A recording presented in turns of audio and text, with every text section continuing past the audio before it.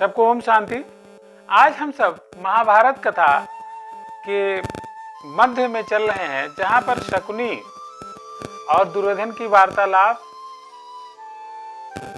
रासु यज्ञ के बाद क्या परिस्थितियां पैदा हुई युधिष्ठिर के जीवन में, पांडवों के जीवन में, कौरवों के जीवन में, लोगों ने क्या किया, इसके संदर्भ में हम चर्चा करेंगे। जब युधिष्ठिर का रासु यज्ञ संपन्न हो गया तो वहां पर दुर्योधन कुछ दिन रुका रहा और उसने पांडवों की सभ्यता और समृद्धि देखी, उनका प्रभाव देखा, और जब वह हस्तिनापुर लौट कर आया तो मन ही मन उसके भीतर पहले से ही जलन थी, तो वह पांडवों की उन्नति से सदैव जलता रहता। एक कहावत अपने है कि लोग अपने दुख से दुखी नहीं होते, वो पड़ोसी का सुख देख करके दुखी होते। तो दुर्योधन के साथ भी यही कहानी थी कि बचपन से वो जल रहा था, जिस भीम को मारने की वो हमेशा ताक में रहता था, जिन पांडवों को जलाने का प्रयास किया, उन लोगों ने रासु यज्ञ किया और एक सम्राट बन गए, और चारों तरफ उनके बहुत सारे मित्र और उनकी धन संपदा देखकर उसके मन में सदैव जलन ही होती थी। एक दिन वैसे ही चिंता में खड़ा था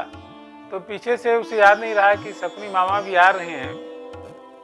तो शकुनी ने उससे पूछा कि वत्स दुर्योधन, तुम्हें किस बात की चिंता हो रही है? तो दुर्योधन उन्हें सारी समस्याएं बताई।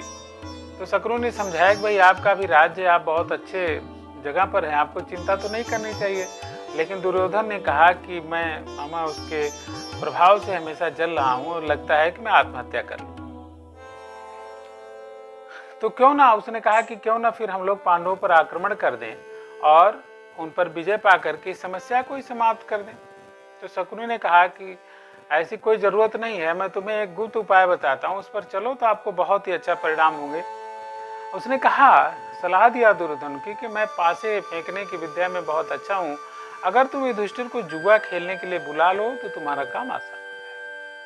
और उस समय राजवंशों में परंपरा थी कि कोई अगर आमंत्रण देता था या युद्ध के लिए या जुआ खेलने के लिए तो कोई मना नहीं कर सकता था। तो इस परंपरा का उपयोग उसने किया और धृतराष्ट्र के पास गए शकुनी, और दुर्योधन भी गया।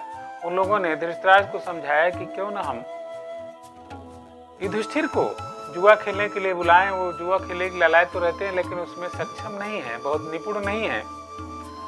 धृतराष्ट्र ने विदुर से सलाह लिया। विदुर ने उन्हें मना किया कि ऐसा न करें, यह पूरे वंश के नाश का कारण होगा।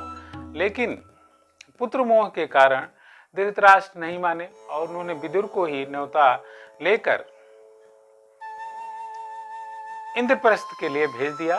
तो आज की कथा इतना ही, और आप सब लोग इस चैनल को सब्सक्राइब करें, इसकी सदस्य संख्या बढ़ाएं और लोगों को शेयर करें।